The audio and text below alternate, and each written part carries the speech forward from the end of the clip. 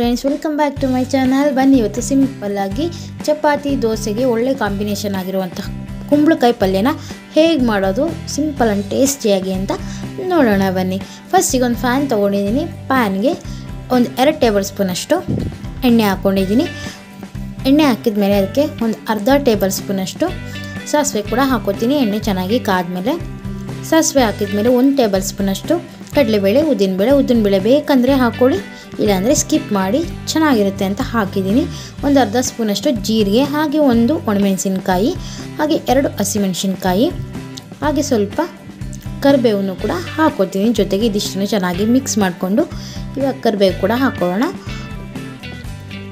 ಇದನ್ನು ಕೂಡ ಚೆನ್ನಾಗಿ ಒಮ್ಮೆ ಮಿಕ್ಸ್ ಮಾಡಿಕೊಂಡು ಅದರ ಜೊತೆಗೆ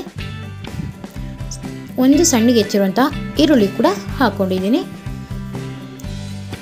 ಈರುಳ್ಳಿನೂ ಕೂಡ ಚೆನ್ನಾಗಿ ಎಣ್ಣೆಯಲ್ಲಿ ಬೇಯಿಸ್ಕೊಬೇಕು. ಎಣ್ಣೆಯಲ್ಲಿ ಚೆನ್ನಾಗಿ ಬೇಯಬೇಕದು. ಈರುಳ್ಳಿ ಎಣ್ಣೆಯಲ್ಲಿ ಚೆನ್ನಾಗಿ ಬೆಂದ ಮೇಲೆ ನಾನು ನೋಡಿ, ಈಗ ಈರುಳ್ಳಿ ಕೂಡ ಚೆನ್ನಾಗಿ ಬೆಂದಿದೆ. ಬೆಂದಿರೋ ಅಂತಹ ಈರುಳ್ಳಿಗೆ ಸ್ವಲ್ಪ ಚಿಟಿಕೆಯಷ್ಟು ಅರಿಶಿನ ಹಾಕ್ಕೊಂಡಿದ್ದೀನಿ. ಅರಿಶಿನ ಹಾಕಿದ ಮೇಲೆ ಒಂದು ಅರ್ಧ kg ನಾನು ಕುಂಬಳಕಾಯಿನ ಸಣ್ಣಗೆ ಹೆಚ್ಚಿ ಇಟ್ಕೊಂಡಿದ್ದೆ. ಹಾಗೆ ಅದನ್ನ ಚೆನ್ನಾಗಿ ವಾಶ್ ಮಾಡಿ, ಉಪ್ಪು ಹಾಕಿ ವಾಶ್ ಮಾಡಿ ಇಟ್ಟಿದ್ದೆ. ಇವಾಗ ಅದನ್ನು ಕೂಡ ಹಾಕ್ಕೊಂಡು ಚೆನ್ನಾಗಿ ಮಿಕ್ಸ್ ಮಾಡ್ಕೊಳ್ಳೋಣ. ಈರುಳ್ಳಿ ಎಷ್ಟು ಹಾಕ್ತಿರೋ ಅಷ್ಟು ತುಂಬ ಚೆನ್ನಾಗಿರುತ್ತೆ, ಟೇಸ್ಟು ಎದ್ದು ಕಾಣ್ತಾ ಇರುತ್ತೆ, ಚೆನ್ನಾಗಿರುತ್ತೆ. ಸೊ ಈರುಳ್ಳಿ ಬೇಕಾದರೆ ಇನ್ನೂ ಸ್ವಲ್ಪ ಜಾಸ್ತಿ ಹಾಕೊಬೋದು.